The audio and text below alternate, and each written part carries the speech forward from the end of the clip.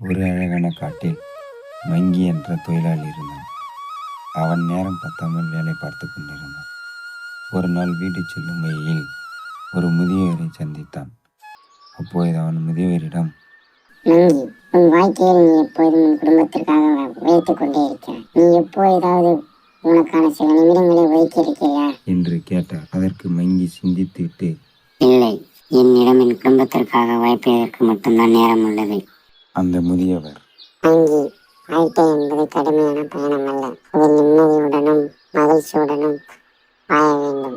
நீ நாளைக்கு உனக்கான சில நிமிடங்களை ஒதுக்கிக்கொள். அடுத்த நாள் மங்கி தனது வழக்கமான வேலைகளை முடித்துவிட்டு முதியோர் சொன்னதை நினைத்து, சரி, இன்னைக்கு நமக்கான சில நிமிடங்களை ஒதுக்கி பார்க்கலாம் என்று முடிவு செய்தான்.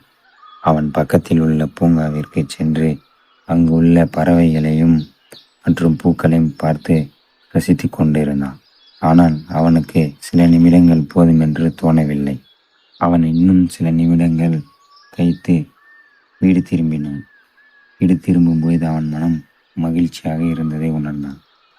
மறுநாள் மீண்டும் அந்த இடத்திற்கு சென்று அமைதியாக அமர்ந்து ரசித்து கொண்டிருந்தான். அவன் அதன் மூலம் மன நிம்மதியை அடைந்தான் மற்றும் வீட்டிற்கும் அவன் வேலைக்கும் இடையில் ஒரு மகிழ்ச்சியை உணர்ந்தான்.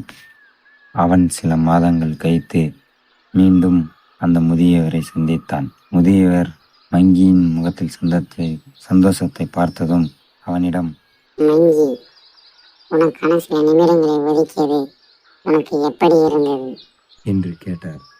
அதற்கு மங்கி, அந்த சில நிமிடங்கள் என் வாழ்க்கையை மாற்றிவிட்டது, என்னை மகிழ்ச்சியானவனாக மாற்றிவிட்டன என்று சொன்னான். எனவே நம் வாழ்க்கையில் எவ்வளவு கஷ்டம் இருந்தாலும் அதை ஒதுக்கிவிட்டு நமக்கான சில நிமிடங்களை ஒதுக்கி மகிழ்ச்சியாக வாழ வேண்டும்.